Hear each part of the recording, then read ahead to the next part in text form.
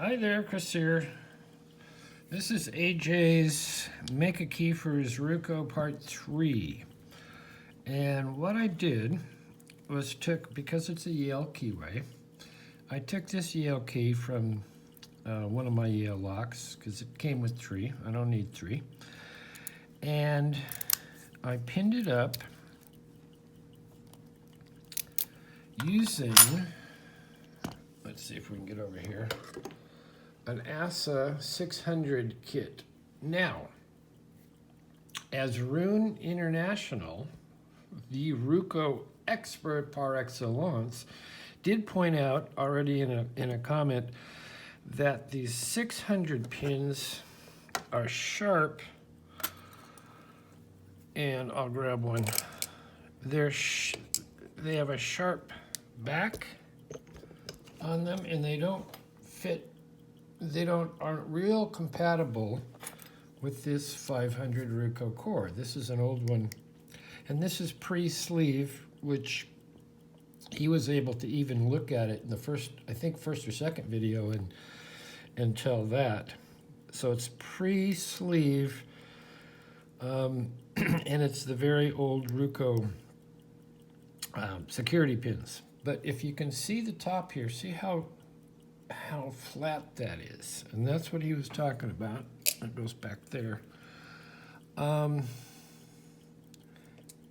It also, because of what I have limited to me, a lot of the pins that this wanted to take were the ones that I only have very, very small amounts of, and I didn't want to use those all up. So I have wafered it, and a lot of people don't like wafering. They say, oh, get those things out of there. I have found sometimes they make it easier, sometimes not so much. But if you look at the wafers on here, they're rounded. So they're more compatible, I hope, is what I'm thinking, with this Ruko 500 core. So in being an old one, oops, that one goes there. No, it doesn't. Come here.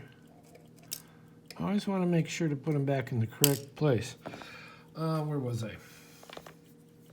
Oh, so this is all pinned up, and the only place it hitches, it doesn't hitch here, right about there. It hitches right about there. It hitches. And what's happening when I pull this apart again, you'll see there's an awful lot of wear spots on either side, right side and left side, of where the key pins are in this core. And that's what, as you move this out of the way, the driver pins want to kind of snag on that little spot. But anyway, let's see if I can take this apart and show you. I will still be doing in an upcoming video, taking this Yale keyway, and I've marked it, the spacing, and it does space out very, very, very nicely with this, where the key cuts are. If you can see, boom, boom, boom, boom, and my marks are fairly good. That way, anytime I'm making a key on my code cutter machine that I don't have a card for, I put some witness marks to make sure that we're getting the right spacing. And then the depths we figure out by putting the key in the core and setting the pin down. I think I explained some of that earlier, but let's take this apart real quick. I have raked this open already. Totally raked it, and then once raked it to a false set and single pin picked it to finish it off. And I believe that's why Ruko started going to the sleeved core. And let's see if I have any of those pins. More of these gin bottle guys to snag up on the little edge. It's if you make a challenge lock and you wallow it out, you make a cutout for the pins to catch. That's essentially what these sleeves do, only they do a lot better job. So that would be the next, whoops, that would be the next phase of these. And I'm going to take this moment to talk about Rune International. Rune has the Ruko School series, which is an absolutely fantastic series, all about Rukos, all about anything and everything you ever wondered and wanted to know, and things you never even thought of. Excellent series. Check out Rune International's Ruko School, because he is the Ruko guy. He's the man. Anyway, and he goes into all of this, tells you the history of the pins, the history of the 5s, the 6s, the 7s. I don't know if they have a 7, but all the different ones. The Snowmen, one of my favorite cores, or lock inserts, and explains all of that and the history of all that. So check him out.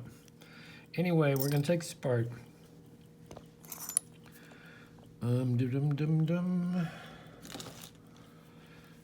It's good I don't have the cats here right now, because the cats and pinning kits don't really go together well.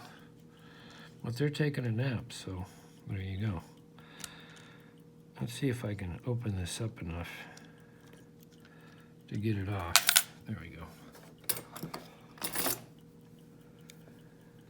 And which key? This key. So what we were talking about, what Rune was talking about, and I mean, he sees it coming before I even get this thing apart, because he's the guy. The difference between 500 Ruko pins and 600 pins. But we'll see. I'll show you what I did and what I essentially had to do, because I'm limited on the size of pins that I have that will fit this guy. So if you look at this, the first two are just full pins, and they're the 600 flat tops. I'll take one of those out. And if I don't spill these wafers, we'll be good. There we go. So I'll set that down. So you could see here how flat these are. And I don't particularly like them. I mean, if it were mine and it was one of my favorite locks, I might even go and do a little work on this with my lathe and make it look more like, you see these wafers there. See how they have a little smooth bevel and they're rounded, as opposed to the really flat ones. Anyway, so I think, where are we, part 3? Is this part 3? I'm losing track. There, focus.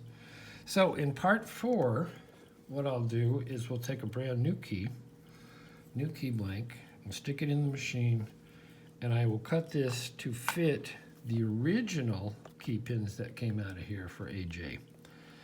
And that will be in 4 and or maybe 5, depending on how it goes with the key machine and all that. So anyway, thanks for watching. Thank you, AJ. This is very fun, and I think there's a few out there that are really enjoying this. So once again, thank you, AJ. And we'll see you next time.